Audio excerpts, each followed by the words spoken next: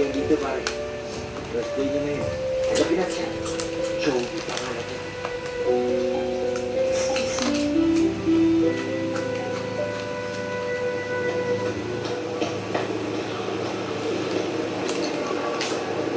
Anong oras na? Long story.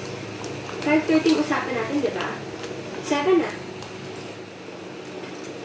Text ako ng text, tawag ako ng tawag, hindi ka man nag-respond. May lobat kasi ako eh. Hindi ako nakapag-church last night. Bakit hindi? Nakalimutan ko eh. Baka na yung taxi. Isa pa nga pala yan, kaya ako na-late. Ang hirap kumuha ng taxi papunta rito, kaya naglakad lang ako. Eh, paano tayo mag-dinner? Kami hindi na kahit para kumain. Hindi taxi. Late ka na, pilosopo ka pa.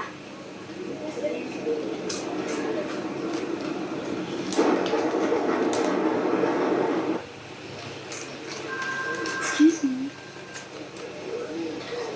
Yeah. Busy ka? Hindi naman. Eh, kasi I have a problem eh.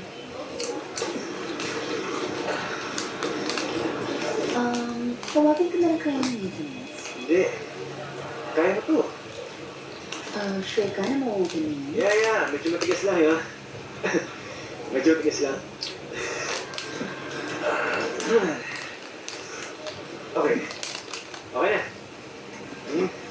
Open. Touch away. Wow! Thank you talaga. Okay na. Thank you as in... Ito. Ah, Tawagan mo na rin si Mang Ben. Itawag mo siya para ma-check yung lock mo. sige. Tuloy na ako.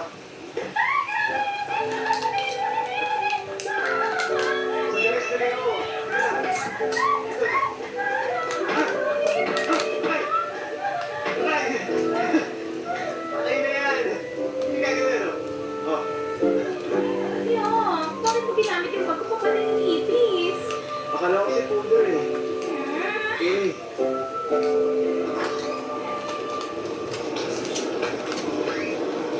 Hey. Man, okay na. Malinis na. Wala na yung kahit anong trace ng ipis. Ha? Saka, abangan ulit. Thank you bait mo Muna. Tsaka, sweet siya pala. Muna. Ay, siya nga pala. Ito yung cellphone na naiwan mo sa table ko eh. Okay.